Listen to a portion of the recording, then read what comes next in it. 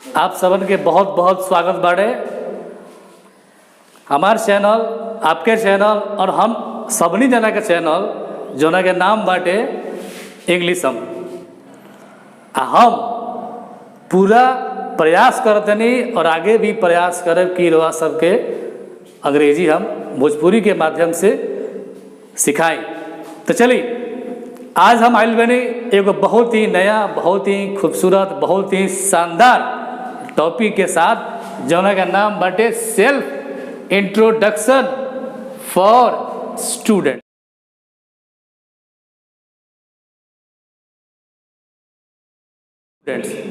यानी हमने के जो विद्यार्थी लोग बा वर्ग 6 से लेकर 12वीं तक जो पढ़ता वो लोग खातिर बाटे स्पेशली वो लोग केगा बोली अपना बारे में, अपना फैमिली के बारे में, अपना हॉबीज़ के बारे में, इस सगरे के मिला के एक वो हमने के तैयार कर ले जाए वीडियो ही और यही में सब रुआ के मिल जाए।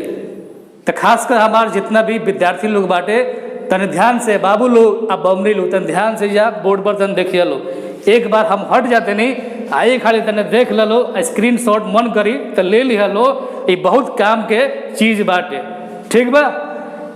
केगा आपन परिचय दियाई कहीं भी एक बारे में ई बाटे। तो चला क्या स्टार्ट करेंगे। हमार नाम तो मालूम है बाटे आशुतोष कुमार, ठीक बा। नाम से कोनो मतलब नहीं है। तो आ जाएगा सबसे पहले बहुत ही कॉन्फिडेंस से आई टू आई कांटेक्ट मिला के और चेहरा पर एक बढ़िया स्माइल लिया के तब इकुल बोलल जला। गंभीर होके ना, घबरा के ना, डेरा के ना, ठीक न, डेराए के नहीं खे, ठीक बा। तो शुरू करेंगे। सबसे पहले हमने के ग्रीट करे के बाटे गुड मॉर्निंग। समय के अनुसार मान लो कि शाम के समय बाटे तो गुड इवनिंग, दिन के समय बाटे, दोपहर के समय बाटे तो हमने के बोले के बाटे गुड आफ्टरनून।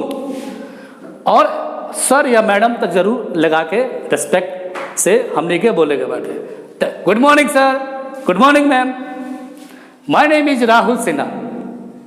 मेरा नाम राहुल सिन्हा है। I am 16।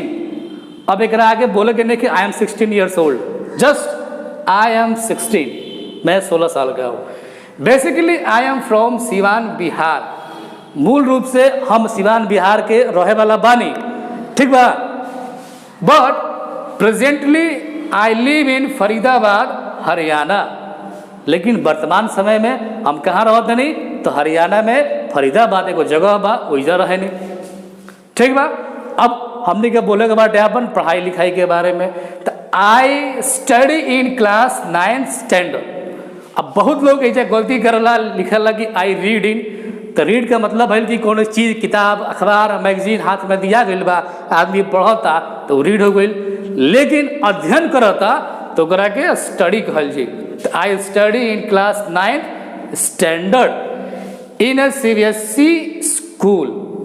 अगर मान ले कि तो लोग CBSE स्कूल नहीं खे, बिहार बोर्ड बा, बंगाल बोर्ड बा, झारखंड बोर्ड बा, तो या गवर्नमेंट की कोनो बोर्ड बाटे तो वही हमने के बोल दिया जी बिहार बोर्ड या बंगाल बोर्ड या यूपी बोर्ड। अब चले गए। अब आओ तो बात की हमने के परिवार के। तो परिवार दुई तरह का होला। पहल का होला न्यूक्लियर फैमिली यानी छोट परिवार, आ एगो होला ज्वाइंट फैमिली यानी बड़का परिवार। तो हमने के ऐजा खाली अपना बारे में बात कल जाता तो प्रयास करेगा बाटे कि हमने के बोले के बा कि न्यूक्लियर फैमिली से हमने के संबंध बाटे, हमने के छोट परिवार में रहनी जा, हम दो हमार दो, ठीक बा, हम दो हमारे दो।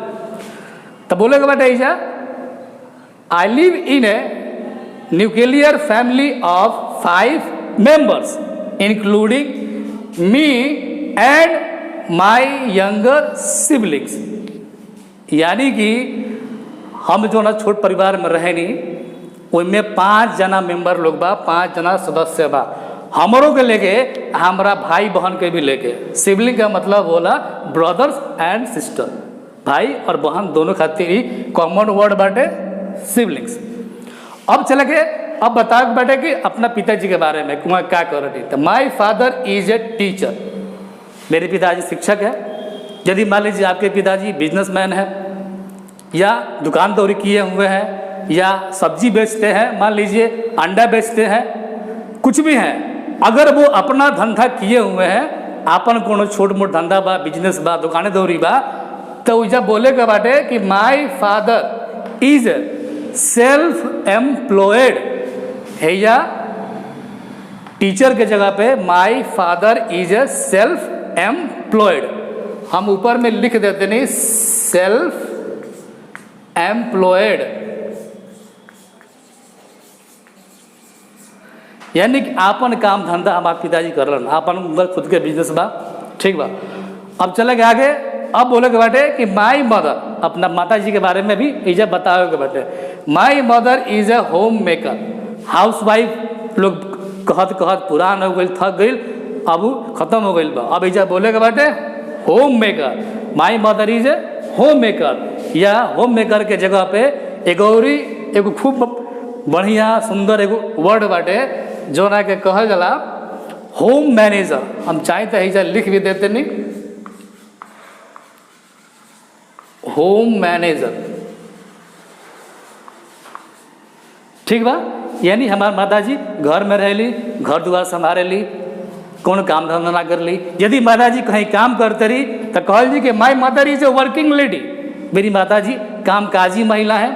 यदि माता जी आपकी बैंक में काम करती हैं, पोस्ट ऑफिस में काम कर ली माता जी, या टीचर बाड़ी, तो बोल देली सिंपल कि my mother is a teacher, my mother is a clerk in bank, जो नहीं बाटे आ कुछ ना कर ली माई, तो सीधे बोल दिया जी कि my mother is a home manager और ना तो होम मेकर, बस।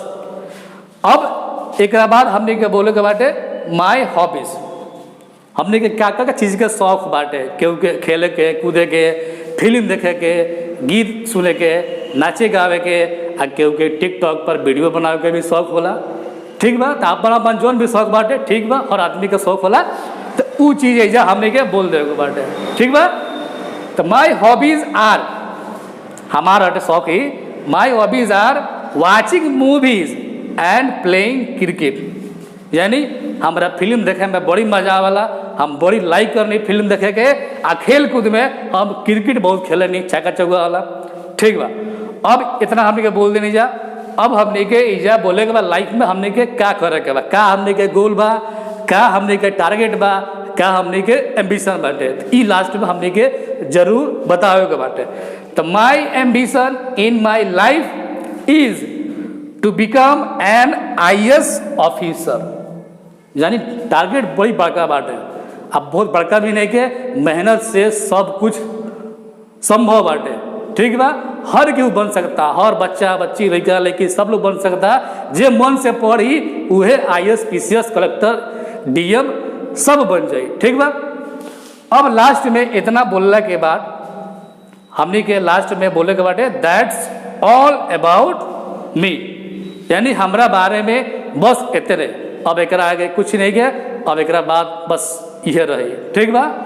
अब एक बार हुआ सबे बाबू लोग देख लो, अब नहीं लोग एक बार एक के बढ़िया से स्क्रीनशॉट ले लो, और अपना अनुसार एमे थोड़ा बहुत चेंजिंग कर देगा बाटे, अपन एज, पिताजी क्या करनी, कहाँ रहने, या कितना मेंबर बा परिवार में, इस सब के अपना अनुसार एमे थोड़ा बहुत चेंजिंग करके, बाकी सब चीज़ वही रही और वही के बोले के बाटे, आ डेराए के नहीं के, हम कहते नहीं कि हम अंग्रेजी सिखा देव, आ जरूर सिखा देव, ये हम चैलेंज करते नहीं, ठीक बा। एक बार फिर से तो लोग देख लो, चाहे जे भी बाटे वो सब हमसे बड़ बुजुर्ग बाटे देखा था, वो सब भी देख ली, ठीक बा। आ कमेंट करके बताए कि वीडियो अच्छा बा कि नहीं बा, कि कहाँ गलती बा, और नीमन लागी तबे रुआ लाइक करे, नीमन ना लगी तो डिसलाइक कर दे, ठीक बा। आ फिर हमने के बहुत जल्दी मिलत जाए एगो और धांसू वीडियो लेके, बहुत बढ़िया धमाका लेके, ठीक बा। अब बहुत जल्दी रुआ से मुलाकात होके जा रहा बाटे, तो आज खातिर इतने बा। अब बहुत बहुत धन्यवाद बा हमारा बाबू लोग के, बबुनी लोग के, हमसे जो बड़ बुजुर्ग बाटे सबके बहुत बहुत धन्यवाद।